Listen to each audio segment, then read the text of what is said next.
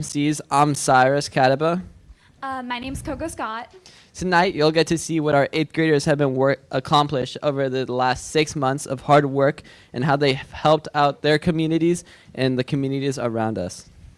We'd love to welcome our head of school, Mr. Silver, to the podium to welcome all of you and open the event. Thank you so much. This is just such a fabulous night, and hopefully you've already had a chance to connect with a bunch of these amazing students and see the type of work that they are doing. You know, it's this work that's tied to our two questions: what matters to you and what are you doing about it? And what's so great watching this is all the different types of things that they're doing, all the different things they're interested in, from poverty to sports to life underwater, finance, all of these different categories. And then all the different ways that they go about it. You know, so I'm holding in my hand, we've got our sunscreen. If you haven't bought this yet, you still need to buy that. We've got products. You know, we've got kids who've led field trips, students who are leading trips, you know, Reach Beyond Week trips, students who helped out at the concert, students who, I can't even keep track of it all. I was walking around, I was trying to remember all of the different things that kids are doing. It's amazing, books, all the different books that have been written. It's amazing the different ways that they are able to represent what they want to do about it. The mural, the new mural that's going up. So, I mean, let's take a moment to give everybody a huge round of applause.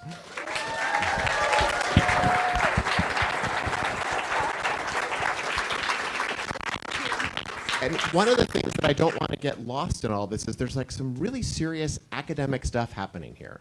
So there's the obvious academic stuff. There's some writing, there's presentations, there's project management, there's some critical thinking, there's some data analysis. So there's that academic piece. But then there's the other piece, and a number of these kids, you know, one student over here had written, you know, when life gives you lemons, make lemonade. Like the number of obstacles that they experienced as they tried to do these projects. And so I've worked with different students through the years. You know, the simple project, the thing as an adult that's really easy to do, we send an email. Like, that's a lot for an 8th grader to like send an email to an adult. And then often what happens is what? No response. So like for weeks, you're like waiting and you're like trying to do this project and you're like, Mr. Silver, or whoever your advisor is, like, I don't know what to do. You know, one person ended up finally just going to the place and saying, hey, I'd love to help. So, you know, there's those things like emails, but there's also working with adults, right? So there's working with the mentors. And raise your hand if you're a mentor. So we have an incredible array of mentors. There's the obvious ones who are incredible, our teachers. But there's also, like, Michaela raised her hand over here, our communications person.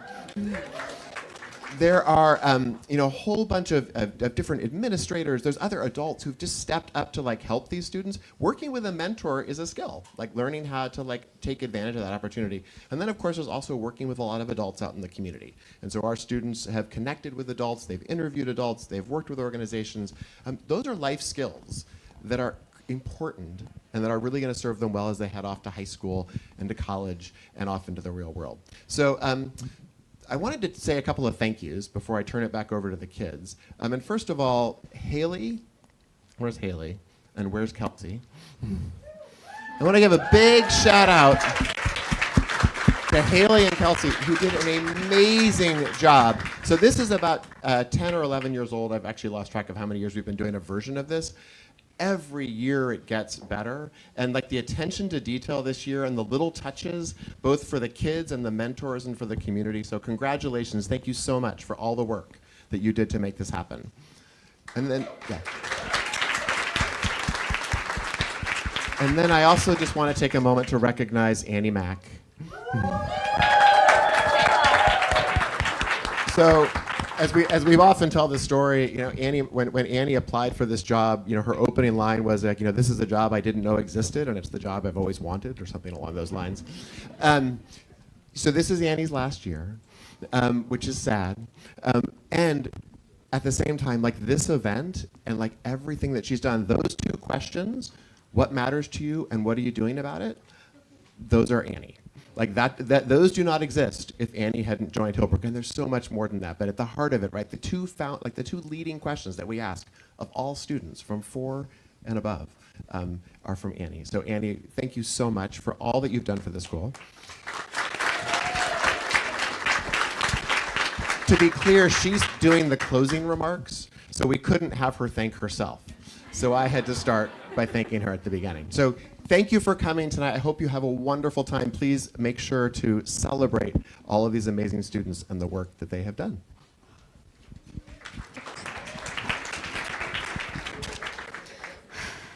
And then there was one MC. Next up, Dominic, Angela, and Alanis to tell you about SIL and what we've done this year.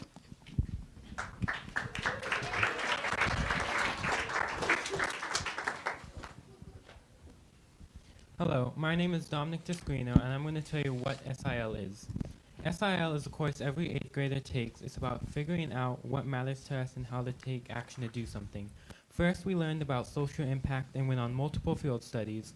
One field study was to Esperanza Farms. They deliver food to people who are homebound and make their organic and healthy food accessible to low-income families. We studied the United Nations Sustainable Development Goals to see areas in our world where people are working to make a difference. We grew our skills through different activities like Head, Heart, and Hustle. Eventually, we got to create our own project, build our own community partners, and make a difference in our communities.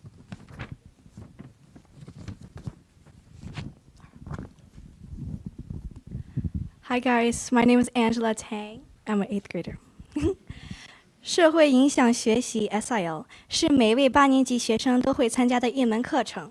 这门课程帮助我们找出对自己最重要的事情，并学习如何采取行动去做出改变。首先，我们学会了社会影响的概念，并进行了多次实地考察，同时也了解了社区合作伙伴的重要性。其中一次实地考察是去了 Esperanza 农场，这个农场为行动不便的人送食物，并让低收入家庭也能获得健康的有机食品。我们研究了联合国的可持续发展目标，以了解世界各地人正在努力推动改变的领域。通过各种活动提升了我们的能力，比如说头脑、心灵、行动力。最终，我们有机会创建自己的项目，建立自己的社区伙伴，并真正为我们的社区带来积极的改变。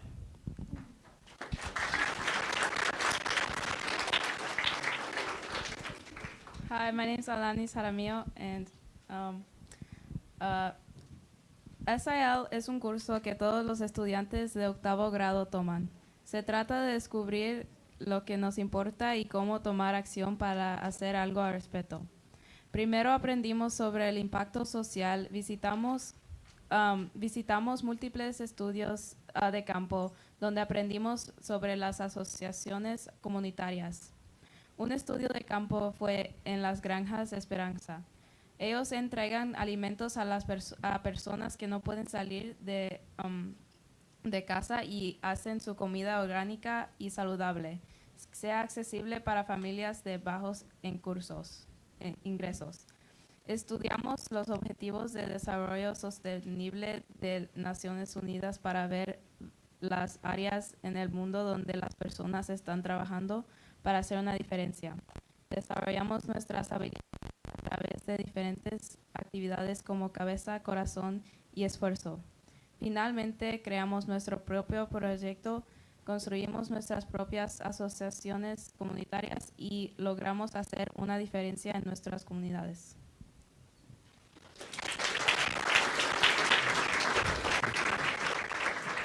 Now I'm going to tell you what SIL means to me personally.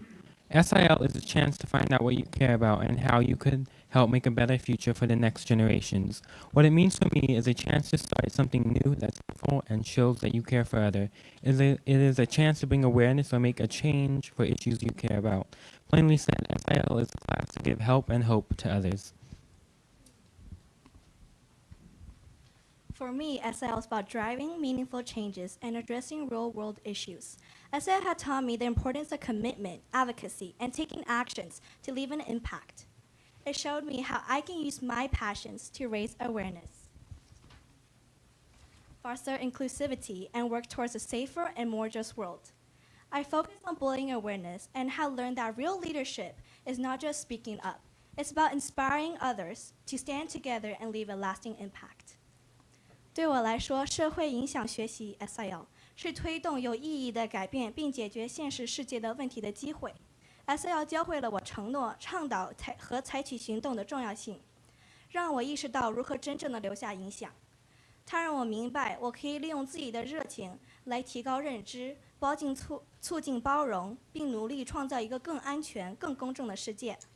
在我的项目中，我专注于提升对欺凌问题的认识，并且学习到了真正的领导力不仅仅是发声，而是激励他人团结一致，共同创造持久的影响。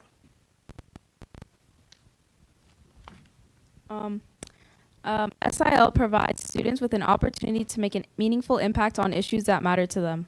The impact students make can be significant or small. Students have the opportunity to master their leadership, communication, research, and presentation skills. For my SIL project, I created a children's book that teaches people about the cruelty small animals face in practice stores. SIL brinda a los estudiantes la oportunidad de tener un impacto significativo en los problemas que les importan. El impacto que los estudiantes pueden generar puede ser grande o pequeño. Los estudiantes tienen la oportunidad de dominar sus habilidades de liderazgo, comunicación, investigación y presentación. Para mi proyecto de SIL, creé un libro para niños que enseñan a las personas sobre la crueldad que enfrentan los animales pequeños en las tiendas de mascotas. That's it. Thank you.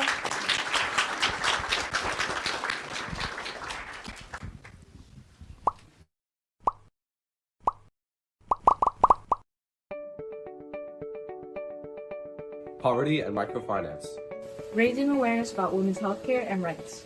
To create a community of understanding and belonging. Mental health for teens. Everyone should have a roof over their heads. Educating kids about endangered sea and marine life. Making sure no one is ever wrongfully convicted. Well-being of women everywhere. Sharing the importance of how animals should be treated and cared for. Ocean health and safety. Everyone having access to a playground no matter their ability or unique needs. Quality education for children in disaster. Bringing the band experience to Hillbrook students. Diversity and inclusivity through art. A clean and safe environment for sea animals. Keeping children safe online. Supporting the health and wellness of new moms who wouldn't otherwise have access to it. Spreading awareness about endangered marine wildlife. Trash on beaches and how they affect animals. Bringing light to the experiences of my Irish family members. Student athletes are getting the proper nutrition. Making sure that young people know about ocean pollution. Everyone being able to play soccer. Spreading recognition for powerful and successful women. To reduce food waste at Hillbrook. Prioritizing people for the future. Access to climbing. Access to high-quality basketball courts for everyone. Running for a good cause. People getting the help they need after a natural disaster. Having safe and functional basketball courts for all to use. Having the opportunity available to be great at what you love. Educating people about dogfighting. Spreading awareness about clean water access. Spreading awareness about how pet stores treat their animals. Using sports as a tool for social change. All kids to have the opportunity to play soccer. Protecting our oceans so marine life can thrive. For stroke patients to get the rehab they need even if they can't afford it. Minimizing the rise of sea levels in the Bay Area. Adopting instead of shopping dogs. Spreading awareness about food and income inequalities. Every kid gets access to playing music. For children to feel safe to live and learn.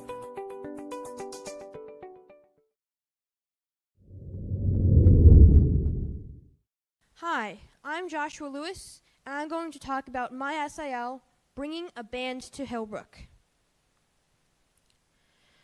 So, a little about me. I'm Joshua. I'm a classical musician. I've been playing the clarinet for 6.5 years, and I have a deep passion about music. I strongly believe that music has the power to change anyone. So, here's how Hi, I'm Joshua Lewis, and I'm going to talk about my SIL, Bringing a Band to Hillbrook. So, a little about me. I'm Joshua. I'm a classical musician. I've been playing the clarinet for 6.5 years, and I have a deep passion about music. I strongly believe that music has the power to change anyone. So here's how it all started. I always wished Hillbrook had a band, mostly because I wanted to be in one. But over the summer, I got the opportunity to play in a band at a summer camp called Cazadero. Cazadero was like my change maker because it inspired me to think about the impact that a band could have on Hillbrook students. Over the summer, I started thinking a lot about this, and I decided to make it my SIL. So here's where we come to the core issue. There's a lack of music understanding at Hillbrook. You can see it all over the place, even just in normal conversations. So I was wondering, how might we teach more people about the power and complexity of music? So real quick, why a band? Well, some of the benefits of playing in a band is scientifically proven to boost cognitive functioning, decrease stress, enhance motor skills, and increase social and executive functioning. This relates to United Nations Sustainable Development Goal number 4, quality education. So throughout this, I collaborated a lot with Miss Engineer. She was a huge help. She probably put in just as much work as I did, and without her, this project would not have succeeded. We also collaborated with Muse to provide the teaching and the instruction-related resources. So, briefly, this was my emotional journey. I'm about to expand on it, and I'll come back to it later. So we started by reaching out to Muse via email to make some preliminary plans. We then had a Zoom meeting where we got on the same page and set up an assembly. We had an assembly in front of the entire middle school who this program was targeted for to give info. Now the plan for this assembly was we'd start by talking about general info, date, time, etc. We'd then demo the instruments so students could know what they looked like and sounded like, and someone from Muse would be there to help demo the instruments and provide more specifics from the Muse side of things. Here's what actually happened. The person from Muse forgot about it and didn't show up. Because of that, we had to replace most of the live demos with videos because we didn't know how to play the instruments. Other than that, the assembly actually went really well. So the next week during recess, we gave students the opportunity to try playing the instruments to know what they sounded like and felt like. We finally had our first rehearsal on the 28th of January, which I'll talk about in a second. So at this point, things started to happen, kind of. Not many people were signing up, despite our best efforts, and Muse was reluctant to follow through due to the uncertainty relating to signups and it being against the procedure to start mid-year. We wound up extending the signups to give time for more people to sign up. And a big challenge in this is people weren't reading what we were writing and telling to them, and they just weren't paying attention, so a lot of people did not know information. Our first rehearsal was on the 28th of January, and Muse didn't show up, so it was just Miss Engineer and I. There were about 8 people, but some were missing for various reasons, and there were some instrument problems because many people hadn't decided what they wanted to play, so we spent the whole time going over that. It was evident at this point that we needed to pivot. It was clear the ship had sailed with Muse. So, as if by magic, Miss Engineer and Mr. C, between the first and second sessions, managed to hire a new teacher. Enter Mr. Holmes. We found him because he was on our radar due to his performance at the Upper Schools production of Chicago. We had our first session with Mr. Holmes, and finally, we had a functioning program that could provide benefits to the people enrolled. So there was a lot of communication involved in all this, and throughout this process, I got a lot better at clearly and effectively communicating with people, as well as assigning responsibilities when working with multiple people. You can see these are some of the emails that were sent. Coming back to my emotional journey. In the beginning, there was a lot of anticipation because I already knew what I wanted to do for my SIL project. When it was time to actually start doing something, I felt daunted. I didn't know what to do. But then I found out about Muse, started working more closely with Miss Engineer. Stuff finally started happening. It was stressful at times, but things were going pretty well. And then we had our meeting with Muse, the assembly. We had our instrument tryout opportunities, but not many people were coming each time. Then on Friday, a large group of 8th graders came in, which was really encouraging. Then we had our first session. Muse didn't show up. I was kind of discouraged. It was like my valley of despair. Then Mr. Holmes entered the picture. Things got a lot better.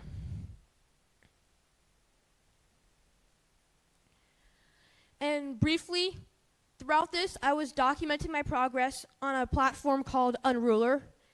And this is my journey. It's a collection of posts and reflections I made over time. You can see more here. So what next? Our plan is to integrate more with the Hillbrook community, becoming a larger part of the school's culture. Social and physical expansion, so more members, more recognition, concerts, etc.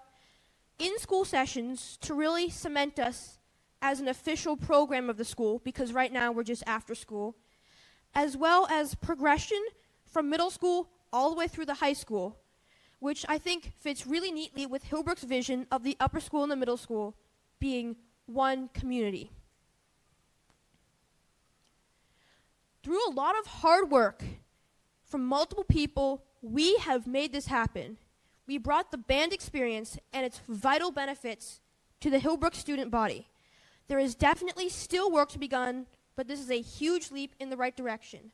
I hope this presentation has shed light on an important topic and given you a greater appreciation of the importance of music education being no less than that of the academic classes. Thank you. Here are my sources.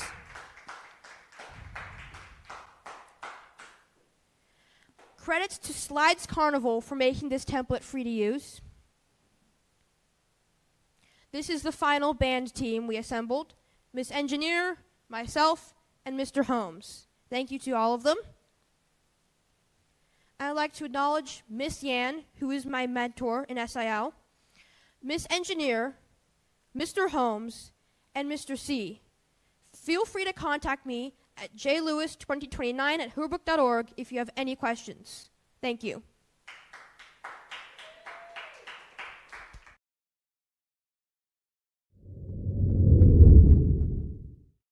Hi, I'm Nate Jones, and I'd like to share with you about the poverty-busting power of microfinance. What matters to me? The problem of poverty and the growing wealth gap. People have trouble escaping from the cycle of poverty, because even though they have entrepreneurial ideas, no one is willing to invest in them. What's the problem? In 5 years, 575 million people are living in extreme poverty. Poverty's gone up in 2/3 of the world's countries, and employment has gone down in low-income countries while it's gone up in high-income countries.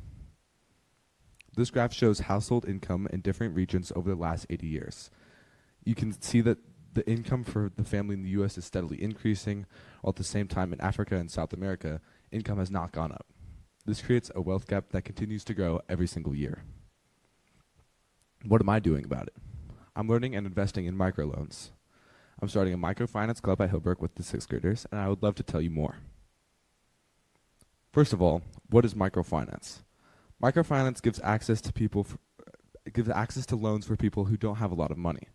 Imagine you want to start a small business, like selling homemade cookies, but you don't have enough money to get started. You need to buy ingredients and maybe even an oven too. Microfinance can help you by giving you a small loan to get started. Here are some different ways microfinance is different from traditional banking. Small loans. The size of the loans are much smaller, but have a big impact for global entrepreneurs. Access for everyone. People living in poverty don't have good credit history, and so microfinance makes loans available to all. Empowerment. By giving people the money they need, microfinance helps them become self-sufficient and improve their lives. Support. Besides loans, microfinance institutions offer training and support to help people manage their money and businesses better. So microfinance is all about giving people the tools they need to success and make a better life for themselves and families.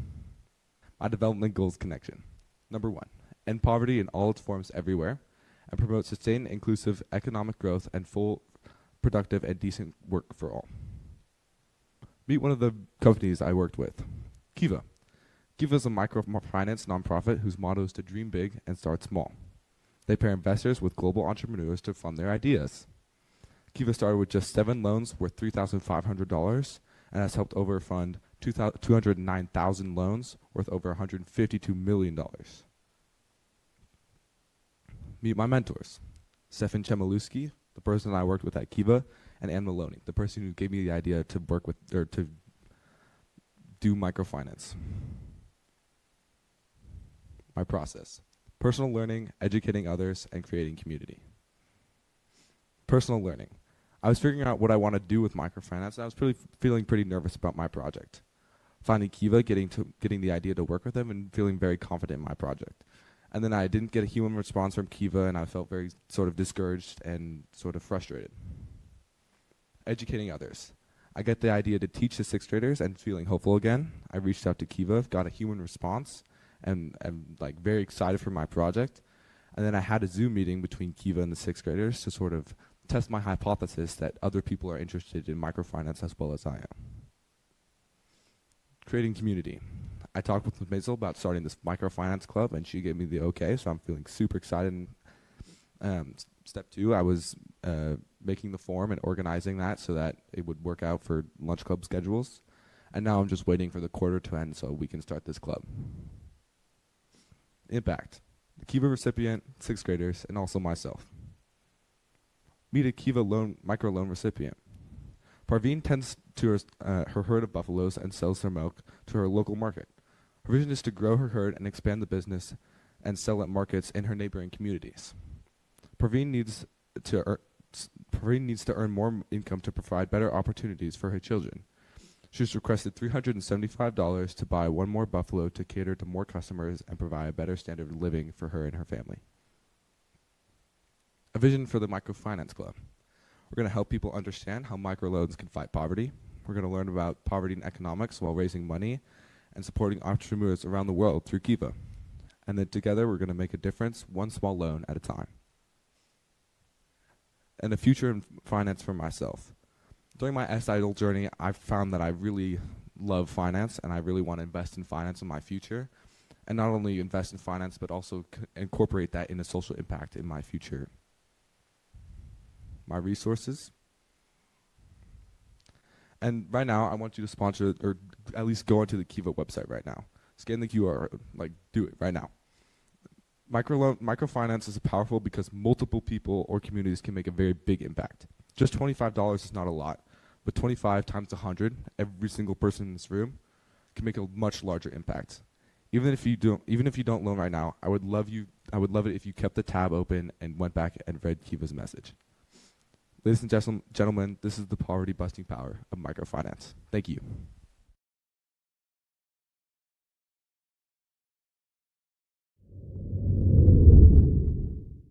Caring for new mothers.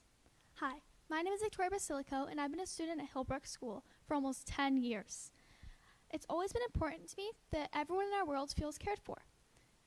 And one group I've always especially cared for are new moms and babies. As I got older, it became clear to me that not all mothers and babies get treated equally, and they deserve better care and attention, especially during postpartum time. Postpartum means a period after childbirth. I've noticed there are many baby drives and everything's always about the new baby, when I believe new moms need love and support during this time. What I'm doing about it is creating care baskets for new moms. This is a chart from UC Santa Cruz in 2024.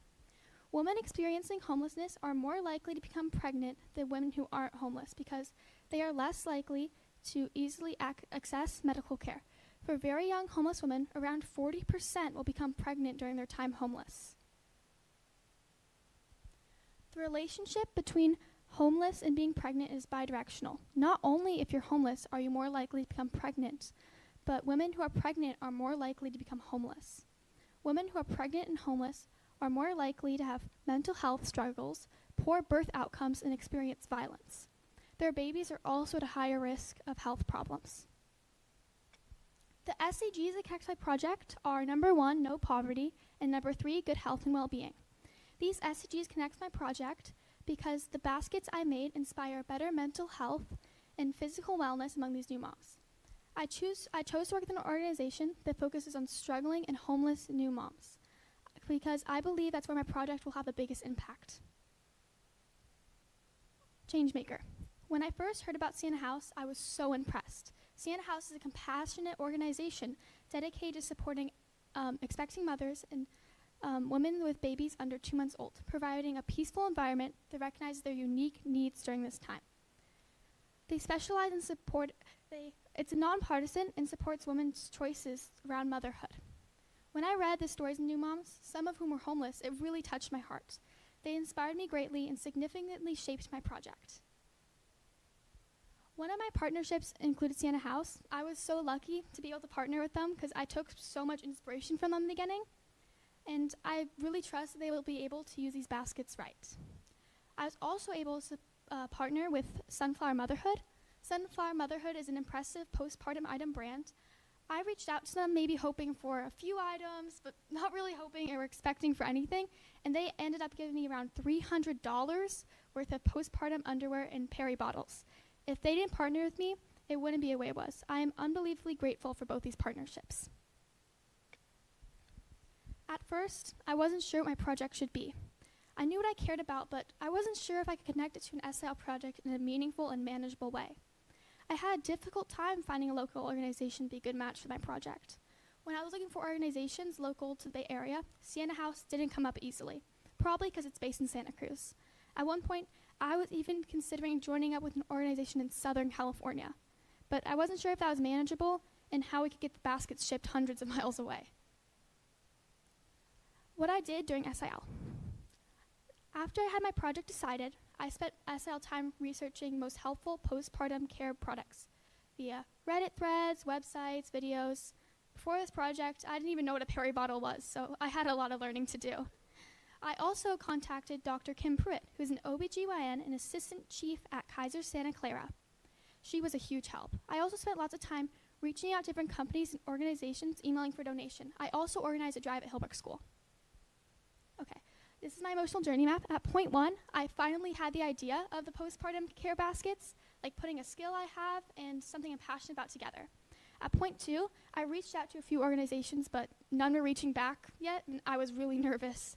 At point 3, I heard back from Sienna House and was so excited to work with them. At point 4, I wasn't sure how I was going to get the postpartum items for the care baskets and was still kind of like exploring possibilities for that. At point 5, Kim Pruitt and Miss Kelsey helped have the idea of a drive, but I was a little worried I wasn't going to get many items. At point 6, I was so delighted that I got so many items for my drive. If this drive hadn't happened, my SL project would not be the same. As well as this time, I got the news that Sunflower Motherhood was donating the $300 worth of stuff. At point 7, I got all my baskets done by insanely helpful volunteers. Here's a couple of photos from the basket making assembly. And we had students from 5th to 8th grade come help out. We tried to make sure each basket had the necessary items like pads and peri bottles. And then we also included self-care products to make sure like they felt cared for, and then also handwritten cards. Impact. I hope we made life a little bit brighter for these new moms and help them know they are cared for. I learned that if you care about something, you can often find people who care about the same thing and are willing to help.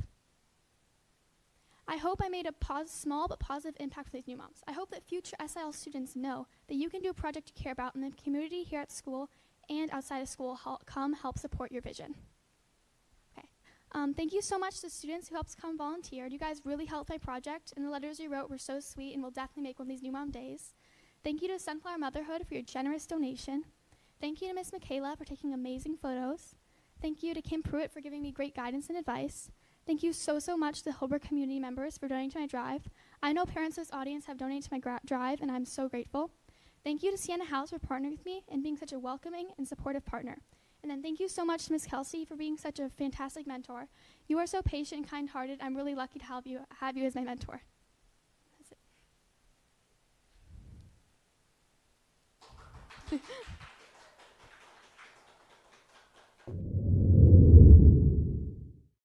Homelessness in Santa Cruz.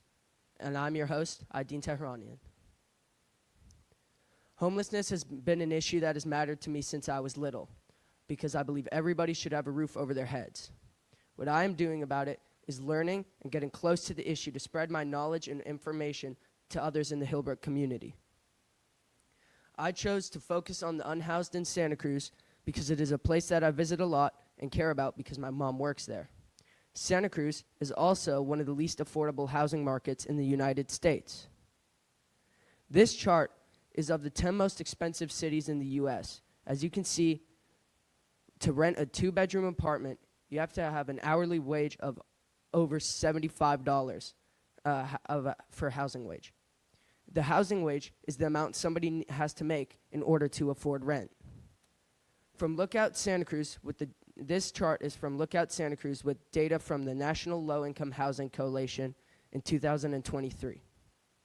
My project is based on Sustainable Development Goal number 1 because people who are impoverished are at a high risk of being unhoused. In Santa Cruz, there are about 28,000 people living below the poverty line in 2023, and there are about 2,000 unhoused people in Santa Cruz, according to the Santa Cruz Sentinel in 2024. However, there are approximately only 345 shelter beds, but there are change makers working to change this. Mr. LaBerge is the chair of CFSC, Community Foundation Santa Cruz, Board of Directors. CFSC owns 17 properties in Santa Cruz, and the purpose of CFSC is to provide housing for very low-income adults and those who have special needs or mental health diagnosis.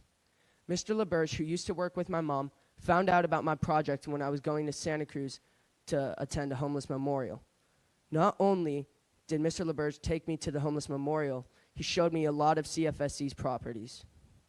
Mr. LaBerge is a change maker who helped me so much on my project and my visit.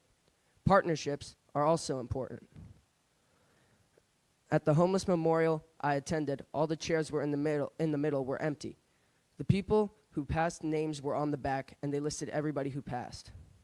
There were 2 speakers in particular who talked about their experience being homeless and how some of the people who passed in this room had helped them years ago in their experience. This was an amazing experience, and I'm truly grateful that Mr. Kramer and Housing Matters invited me to attend. Mr. Kramer is the CEO of Housing Matters in Santa Cruz, who joined his current line of work because he wanted to make a positive impact. And then Mr. Goldberg of the Homeless Garden Project has had a career in developing nonprofits. I also asked them both a series of questions.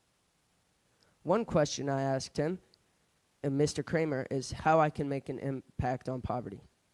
And he said that what I'm doing right now is learning and asking good questions, being curious and being well-informed. I also asked Mr. Goldberg a similar question, and he had a similar response, telling me that I should keep learning as well. During my conversations with Mr. Kramer and Mr. Goldberg, I asked them what my final project/product should be, such as a drive or etc. They both said that I need to keep learning and being a good listener, that's being curious, as well as donating my time and service to the matter, that's taking a risk and being your best, and being kind. And if you care about something, then you're following all of Hillbrook core values. I went and I learned about the problem and put time into it. Now I am more educated, and I can get other people to join the battle against homelessness and poverty. So my final project was getting everybody in this room to help make a change for the better and fix all this damage.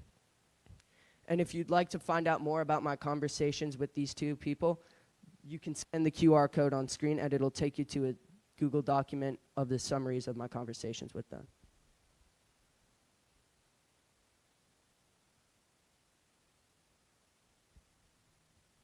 I don't see you guys all scanning it.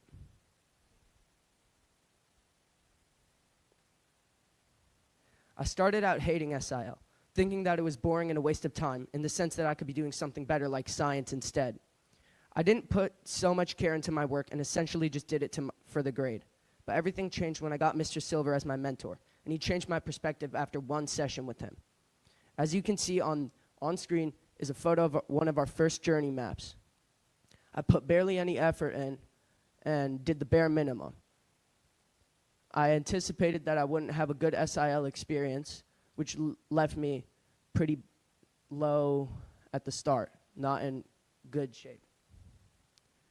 But over time, towards the end, I put more effort in, and I cared a lot more. I went in more depth about each point, and I explained how I was feeling much more. When I started on my project, I knew what the issue I wanted to work on was. At first, I was stuck and didn't know what I should do or do about it. So I decided to start researching, and that's how I found the organizations Housing Matters and the Homeless Garden Project. And I sent an email to Housing Matters first, asking to do a Zoom call with them. Things looked pretty great, but I made a huge mistake of sending this email right before Thanksgiving break. Because of this, I did not get an email back for 2 weeks, leaving me with very little time to plan. I learned from my mistakes and sent my next email 2 weeks before winter break, so that way I could have enough time to schedule a meeting with the Homeless Garden Project instead. After I Zoomed with both organizations, I did more research and started to follow their advice and learn more about homelessness. Their Zoom calls were super informing, and I left with a whole new understanding on what was important and what needed to be done. After this, I attended a homeless memorial over winter break, and I also sent an email to Housing Matters if I could interview any of their clients. I did the same with the Homeless Garden Project, but I could not interview anybody. Luckily, the Homeless Garden Project did give me an opportunity to go volunteer on their farm. As you can see, I never thought I would have the SIL experience that I did. I thought my experience would just be me waiting it out until it was over, but in the end, I truly enjoyed my SIL experience, even with the ups and downs. In green, you can see how my SIL experience actually did go, and then how I thought it would go is in blue. You can see that I thought I would just be bored right out of the gate with putting no effort in, mediocre presentation, nothing too special.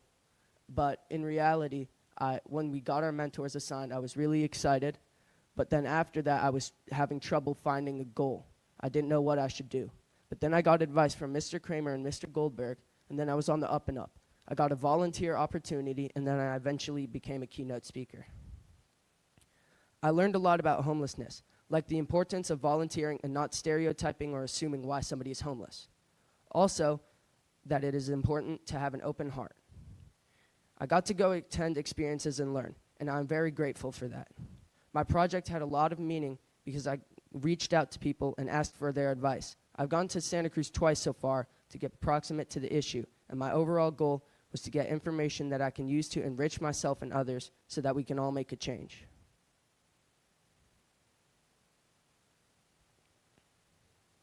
This is me at the Homeless Garden Project farm, helping them rake the paths and spread their wood chips to redo their paths.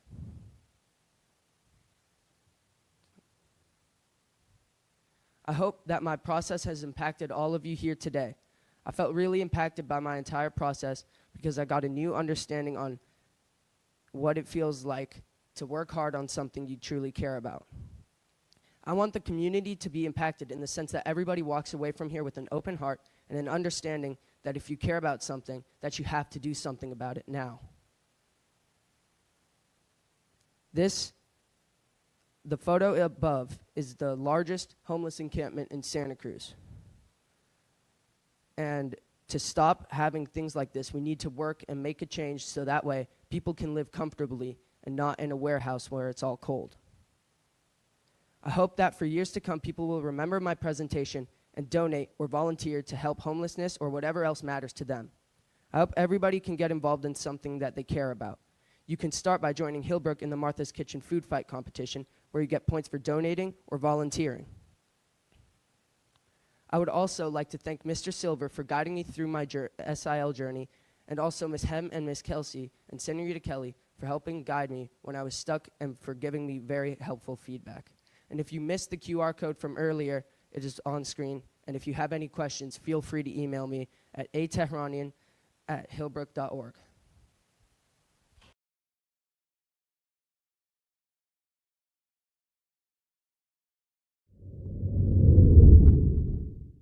Hi, I'm Grace, and I'm the daughter of an Irish immigrant. For SIL, I created an immersive QR code experience about the Troubles in Ireland. I was able to share this experience at a community coffee hour with parents at Hillbrook. My project means a lot to me because I got to learn about what my mom lived through at my age. And I also got to learn what it was like for my grandparents living there and being her parents during the same time period.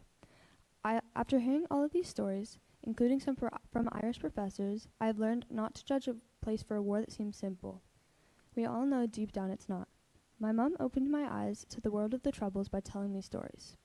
I created my project so that I could tell those same stories to others. Eventually, I want the whole world to know about the Troubles. Well, I mean the Hillbrook community, but I'll make the climb up. Because it is only through hearing stories that we can truly understand what people go through. I believe that I have honored both of my grandparents' legacies while doing this project, specifically my grandfather's, because part of his own legacy is educating young people about wars and teaching. The part of my grandmother's legacy that I brought light to is the fact that she was one of the main people working on integrated schools during Northern Ireland and during the Troubles. They are both retired now, and I like to believe that I helped them to share a major part of their lives. I want to continue to live my life, but with more empathy for those who have suffered through political and religious conflicts. I hope we can all learn to live out a peacemaking process in our everyday lives.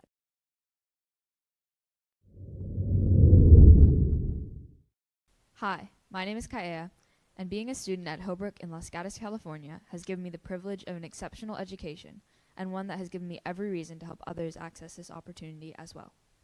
My project has been to help better the education of children in crisis or war zone through interactive play and games. It has been such a journey to accomplish each stage of my project, and my struggle is something I will carry on with me. Starting the process, I had an extremely broad and optimistic view of what I could accomplish. I knew I wanted to improve the education of children in conflict, but that was all I could figure out. I was passionate about it, and I thought that with time a concrete solution would be obvious. It was not. It was extremely difficult for me to, in my eyes, sacrifice parts of my plan for others. I was so stuck on creating the ideal, perfect project that for most of SIL, I've been behind my classmates in progress. Now that my project is just short of being complete, I can say I'm very happy with what I've done and the lessons I will take with me. 1. Trying is good enough. I don't mean this as try little and that's it. I mean start with effort. When I went forward with an idea that I thought could be unrealistic, which was trying to work and help people in a country on the other side of the world, I did this with the full reassurance that my effort on its own was enough, and I accomplished things that I'm so proud of. It's like being told you can do this great thing, but even if you don't, it's okay as long as you try. 2. Connecting with the things I care about will produce my best work. I chose an issue I cared about deeply, but what I didn't care for was endless emails, nerve-wracking meetings, and constantly feeling like I was asking people to help with something that I had no right to be asking for. But I learned to use my passion as a driving force to present myself and my project as best I could. We all want to love everything we do, but we just don't. Finding ways to make those things meaningful ensures that we will always present our best work. Finally, I will take away staying resilient.